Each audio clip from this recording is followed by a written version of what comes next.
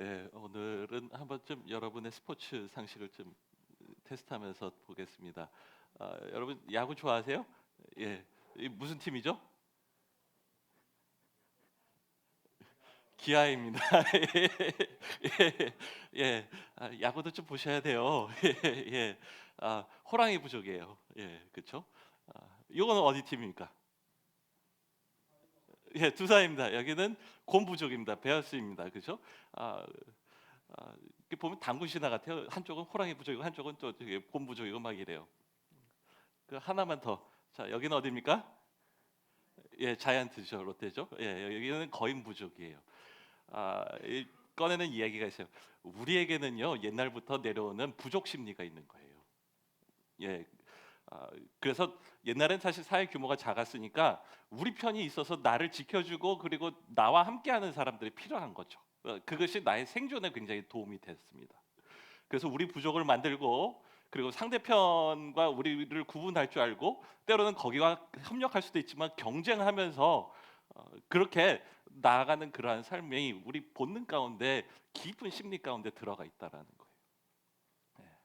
그런데 가만히 보면 이제는 사회 구조가 커지고 그리고 사회가 복잡해졌지만 여전히 우리 가운데는 부족적 심리가 있는 것입니다. 예. 아, 그래서 그걸 대표적으로 표출하는 게 스포츠인 거예요. 네. 우리 편이 있어서 우리가 이기라고 응원하고 그리고 거기서 편들고 이기면 또 함께 환호하고 축제하는 게 얼마나 신납니까? 그렇죠? 근데 또 한 가지는 그러나 그것이 우리에게 주는 문제가 있을 수도 있다라는 것입니다. 아, 아, 예를 들면 그 경쟁과 대립이 너무 극해져서 서로에게 인격적인 회방을 준다든지 서로와 도저히 대화가 통하지 않고 서로를 비인간화하는 현상들도 일어나고 있다라는 거예요. 오늘 본문을 생각을 해봅니다. 오늘 본문을 이해하려면 사실은 이스라엘의 당시의 사회와 역사를 좀 이해하실 필요가 있으세요.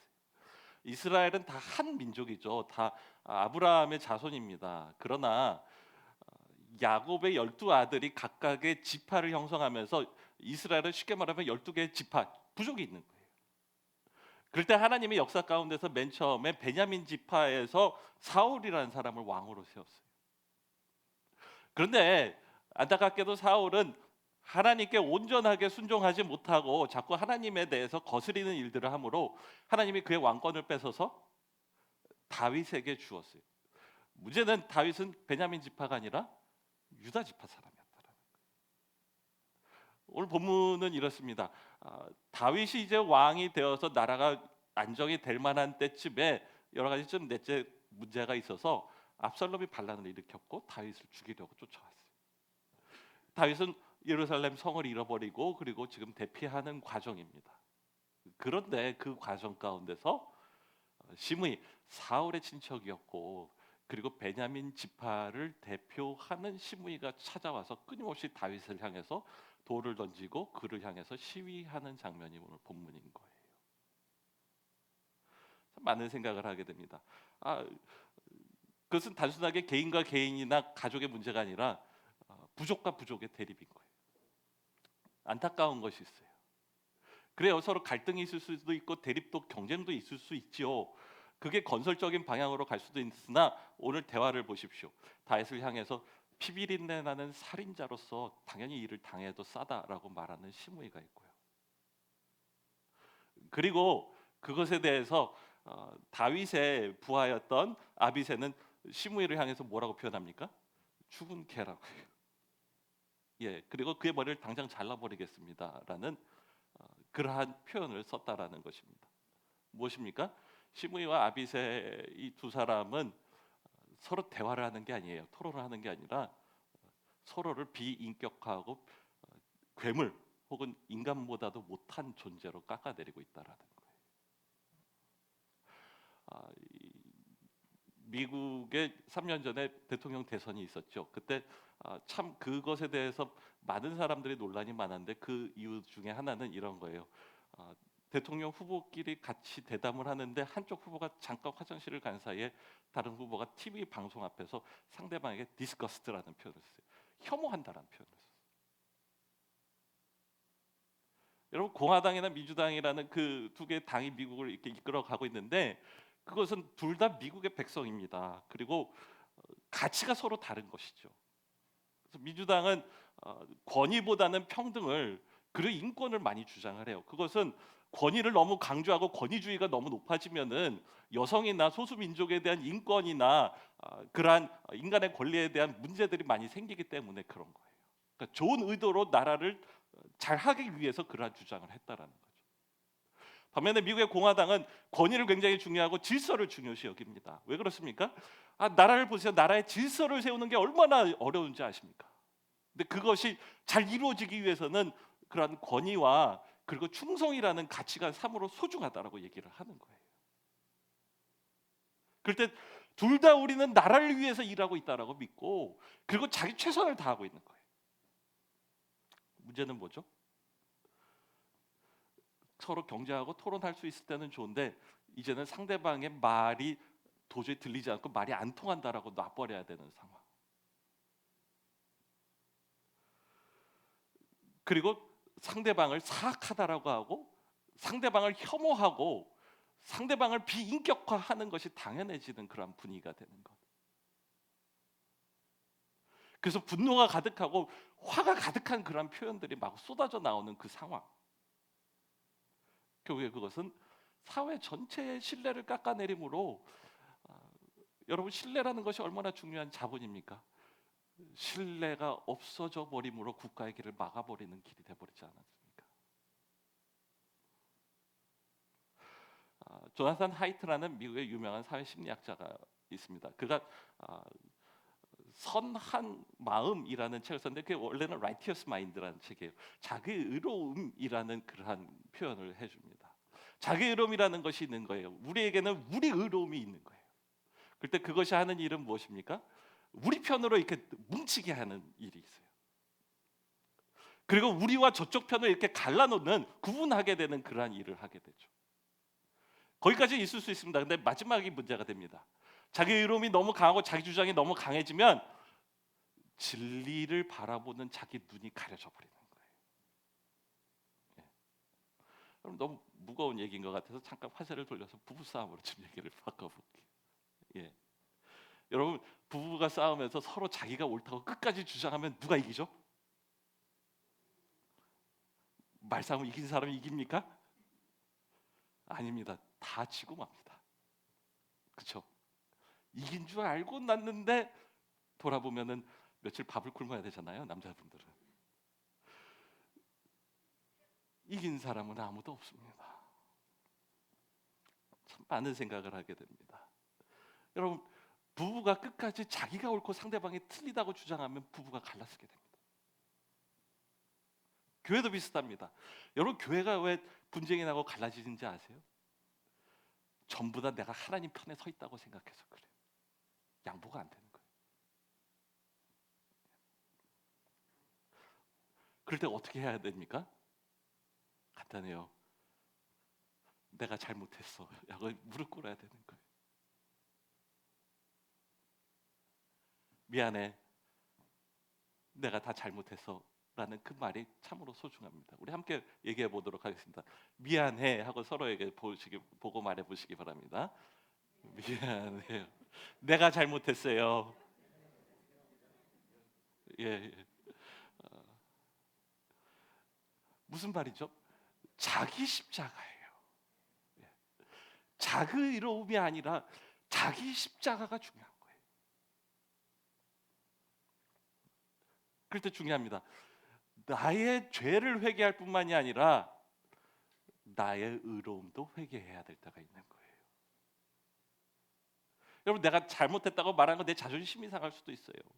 그리고 여전히 그 말을 하지만 마음속으로는 내가 그래도 옳은 것이 있는데라는 그 말을 하고 싶은 마음이 있을 수도 있을 것입니다. 그러나 자기 일을 강조하다가 상대방과 더 이상 대화가 막혀버리고 통하지 않고 막혀버리게 되고 상대방 내 의를 강조하다가 상대방을 짐승만도 못하는 존재로 만들어버리고 그리고 하나님 앞에서 온전하게 그 사람을 조롱거리로 만들 때 하나님 앞에서 우리가 어떻게 자기 의로움을 의롭다라고 말할 수가 있겠습니까? 그러나 신비롭게도 내가 내 죄를 회개하고 나면 귀가 열리는 거예요. 그렇죠? 상대방이 그렇게 말할 때는 말하는 이유가 있는 거죠. 듣고 나야 되죠. 또한 나만 옳은 건 아닐 수도 있지 않겠는가라고 말할 수도 있지 않겠습니까? 종교개혁자 마틴 루터가 생각이 납니다. 그가 그 당시에 가톨릭에 얼마나 부패했습니까? 그것을 온전하게 진리로 바로 잡고자 토론하고자 얘기를 할 때 그것이 삽시간에 불길같이 번져서 오히려 그것이 개혁이 일어나는 것이 아니라 가톨릭에서 그를 이단으로 취급하고, 여러분 그 당시에 이단은 불에 태워 죽였어요. 자기를 불태워 죽이려고 하는 거예요. 그래서 거대한 종교개혁이라는 큰 일 가운데서 싸움 가운데 휘말리게 됩니다. 근데 루터의 전기를 읽어보면 신기한 말이 나와요. 루터가 가끔씩 고민하면서 나만 옳다라고 말할 수 있겠는가? 라는 질문을 끊임없이 던지는 것들을 들을 수 있었다는 거예요. 나의 의로움이 아니라 하나님의 의로움이에요. 나의 주장이 아니라 성경의 진리가 중요한 거예요. 그럴 때 온전하게 진리를 찾아가는 것이죠. 성경을 연구하고 성경대로 살려고 하는 것이죠. 그러다 마지막에 자기를 내려놓고 하나님의 진리를 구할 때, 나만의 옳음을 내려놓고자 할 때 그는 위대한 종교개혁을 이룰 수 있었다는 것을 기억합시다.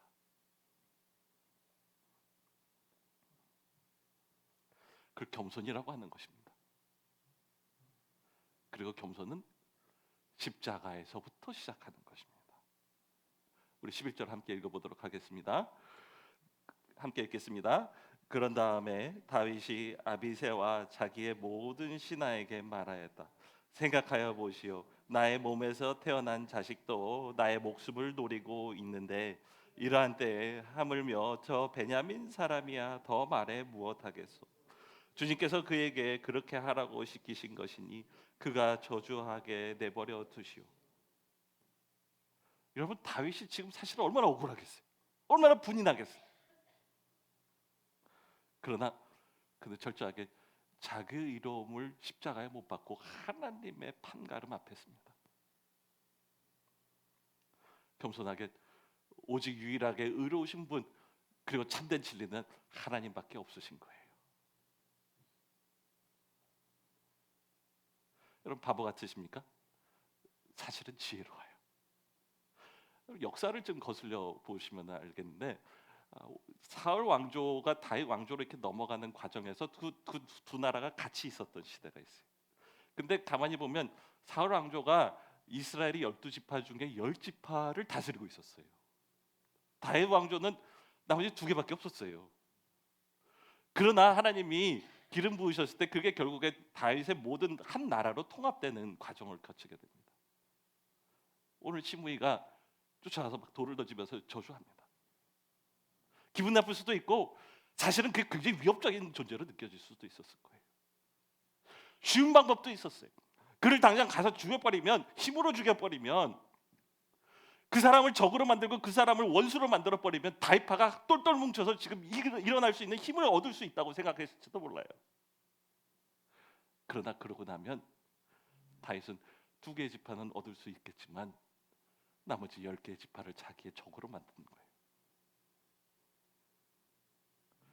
그건 승리가 아니라 패배예요. 그것은 자기를 얻는 것이 아니라 하나님의 온 이스라엘의 왕으로 세운 자기 정체성을 잃어버리는 시간이에요. 온전하게 모든 사람을 포용할 수 있는 그 길을 택하여 다윗은 이 모든 위기를 벗어날 때 온 나라를 끌어안고 온 나라를 이끌 수 있는 지도자가 됩니다.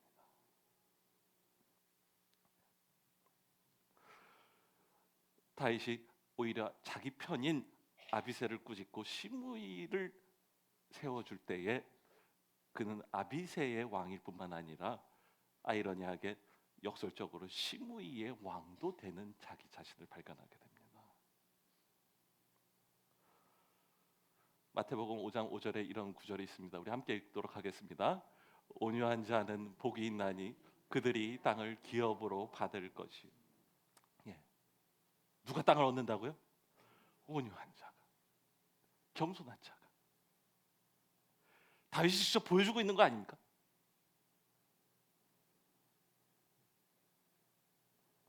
자기 주장과 자기 고집만을 부린다고 한다면 자기 지파의 왕밖에 안 되는 거예요.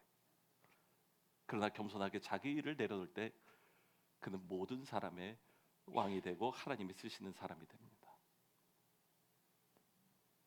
사실은요, 어떻게 그렇게 할 수 있었을까? 지금 당장 죽을 것 같은데 하나님의 살려주시는 부활 소망이 있어서 가능합니다. 우리 12절 함께 읽도록 하겠습니다. 혹시 주님께서 나의 이 비참한 모습을 보시고 오늘 시므이가 한 저주 대신에 오히려 나에게 좋은 것으로 갚아주실지 누가 알겠소? 여러분, 이거 부활 소망이에요. 부활 소망이 뭡니까? 내가 스스로 살려고 하는 그 의지를 버리는 거예요. 그리고 대신에 살려주시는 하나님을 의지하는 거예요. 그때 그 안에서 그 겸손의 자신감이 나오는 겁니다. 그건 자기 자신에 대한 겸손함이 아니라 철저하게 하나님을 믿는 거예요. 우리 하나님은 죽인 자도 살리실 수 있고 빼앗긴 것도 다시 회복시켜 주시는 하나님인 거예요. 야고보서에 이런 구절이 있습니다. 우리 함께 읽도록 하겠습니다. 하나님이 교만한 자를 물리치시고 겸손한 자에게 은혜를 주신다. 네. 겸손이 뭡니까? 자기 주장을 내려놓고 때로는 다른 사람의 말에 귀 기울일 줄 아는 경청의 자세가 겸손입니다. 교만은 무엇입니까? 나만 옳다고 말하는 거예요. 내게 듣기 좋은 말만 듣는 거예요. 나 같은 편의 말만 듣는 거예요.